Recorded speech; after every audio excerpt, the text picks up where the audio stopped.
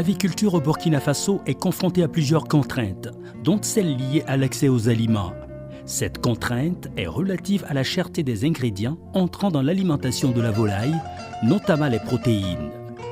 En vue de pallier cette contrainte et améliorer l'alimentation de la volaille, les recherches ont mis au point des techniques de production des asticots, de récolte, d'épuration, de séchage et de production de concentré de poudre d'asticots pour alimenter la volaille. L'aliment, c'est le facteur nécessaire pour réussir un élevage. Les ingrédients pour composer l'aliment de volaille, ça coûte cher. Il y a le soja, il y a le haricot. Donc au niveau de la recherche, nous avons pensé qu'il fallait minimiser le coût de l'alimentation, qui est un facteur déterminant de la réussite de l'élevage. On s'est dit qu'il faut d'abord résoudre le problème des protéines. Donc c'est dans ce contexte-là qu'on a choisi de fabriquer les asticots et faire des transformations jusqu'à obtenir de la poudre d'asticots. La production des asticots et leur transformation nécessitent l'utilisation permanente des outils de production comme les gants et le cache-nez, mais pour un meilleur enregistrement lors de cette démonstration, le préparateur est contraint par moment de se débarrasser de son cache-nez. Pour produire les asticots, nous avons besoin de bidons coupés en deux. Vous avez le son, c'est que nous allons utiliser ici, son de maïs. Vous pouvez utiliser le son de blé.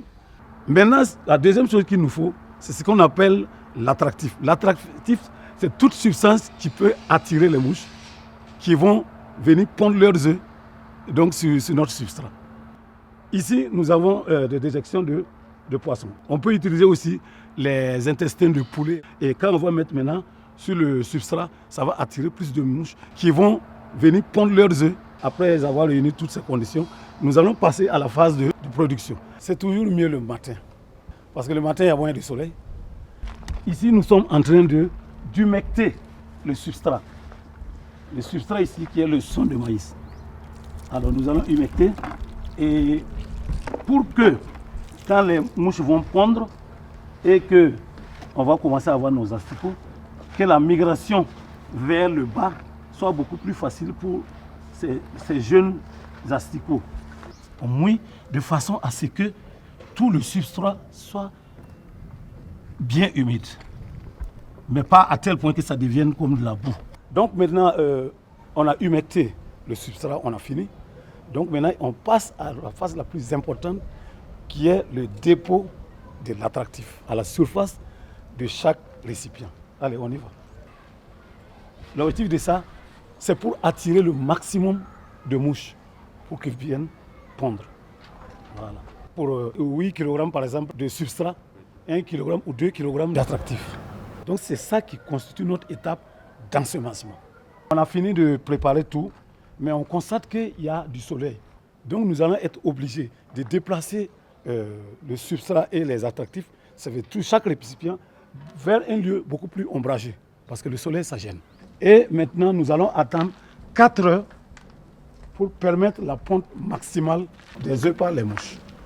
À l'issue des 4 heures de temps, il faut revenir avec un tissu ou toute autre matière perméable à l'air pour recouvrir les bidons coupés contenant le substrat ensemencé.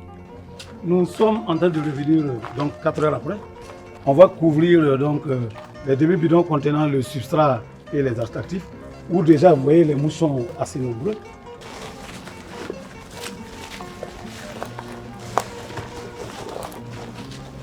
Si on couvre comme ça, ce qui va se passer dedans là, ça se passe de la même manière. Donc rendez-vous alors donc dans les 4 jours pour voir ce qui va se passer.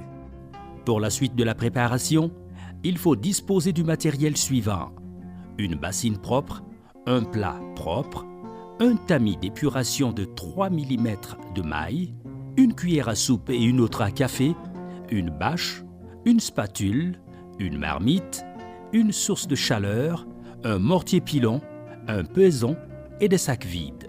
Nous sommes en train de revenir pour la suite de notre travail. Nous sommes alors donc le 4e jour. Et on va procéder maintenant au découpage pour pouvoir pêcher nos asticots. Pour ce faire, l'idéal était de le faire en plein soleil.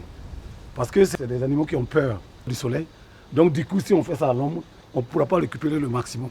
Donc on est obligé d'aller un peu là où il y a le soleil, la lumière du jour comme ça, pour permettre à ces asticots-là de fuir la lumière et puis aller en profondeur des bacs.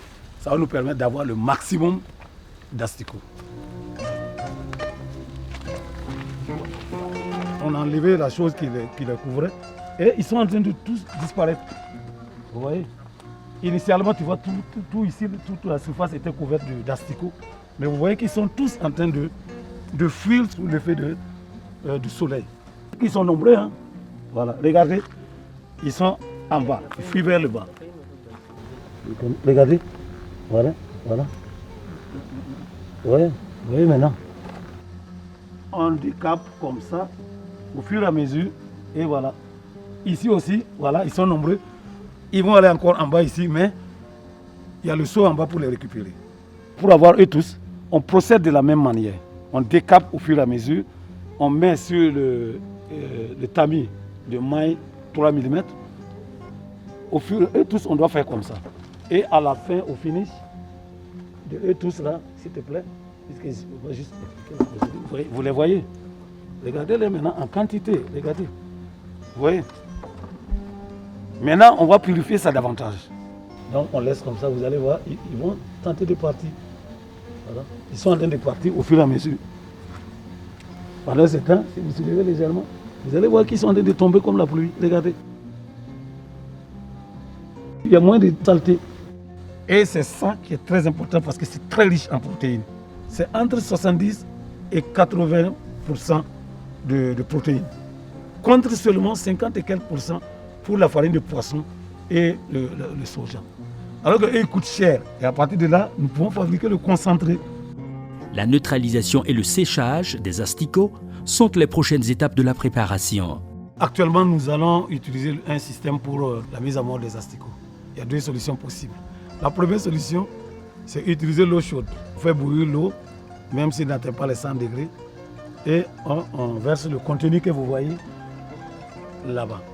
En ce moment, juste après cette mise à mort-là, on est obligé de sécher au soleil. Et ça prend 48 heures. La deuxième solution, la mise à mort peut être faite directement sous l'effet de la chaleur. Alors, donc, voilà comment nous allons préparer notre concentré. Ça sera la mise à mort en même temps la fabrication du concentré. Alors, ce qu'il faut faire, c'est deux quantités d'asticots pour une quantité de son de maïs. Voilà nos deux quantités.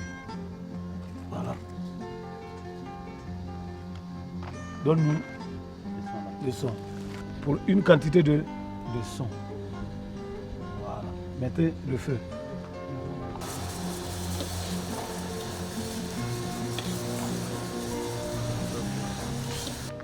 Donc deux quantités d'asticots pour une quantité de son de maïs. Pourquoi nous tournons au fur et à mesure? C'est pour éviter que ça colle en bas. Et si ça colle en bas, il y aura une calcination. Et naturellement, la calcination va modifier les caractéristiques organoleptiques, donc concentrées, que nous sommes en train de faire. Nous avons terminé avec la mise en mort. Donc maintenant, pilons actuellement pour avoir un concentré.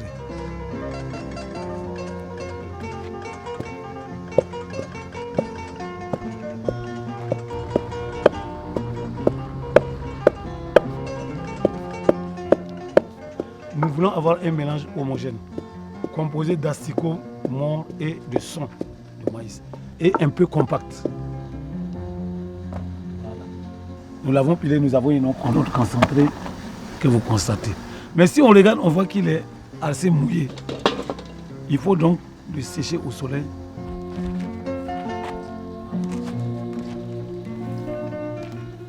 Voilà, séchage au soleil. Ça, c'est pour au moins 2 heures. Si on voit que les 2 heures, ça ne suffit pas, on ajoute encore 2 heures ou 1 heure. Pour fabriquer 10 kg d'aliments volailles à base de poudre d'asticot, il faut respecter le dosage suivant. 6,5 kg de maïs concassé, sémoule, 3,5 kg de concentré d'asticot avec du son, 2 mesures d'asticot pour une mesure de son de maïs, 4 cuillerées à soupe de poudre de moringa, 1 cuillerée à soupe de poudre d'os et enfin 1 cuillerée à café de sel. Le maïs concassé, c'est ça qu'on a actuellement. On est en train de peser actuellement et nous avons exactement 6,5 kg.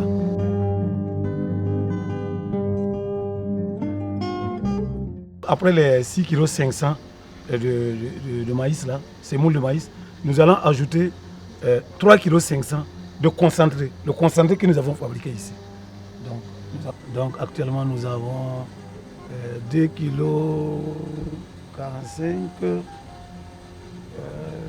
3 kg et 3 kg 400, 3 kg 500.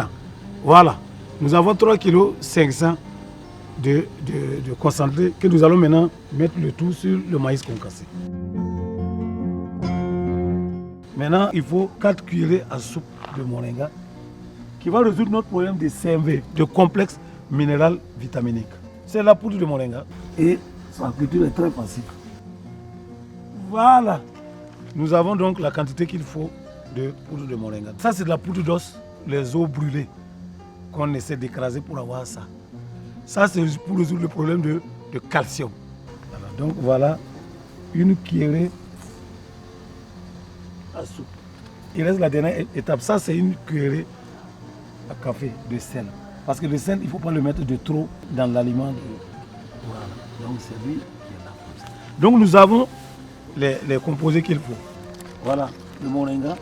On procède au mélange.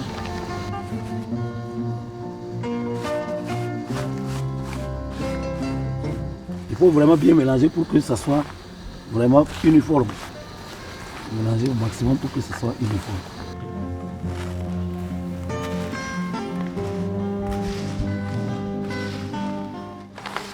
Voilà notre aliment ainsi fabriqué. Il faut dire simplement en résumé que les asticots que nous avons produits ici est très important parce que c'est très riche en protéines. L'utilisation de la poudre d'asticot comme ingrédient dans la fabrication de l'aliment volaille permet aux aviculteurs de booster leur production de volaille tout en augmentant significativement leur marge bénéficiaire.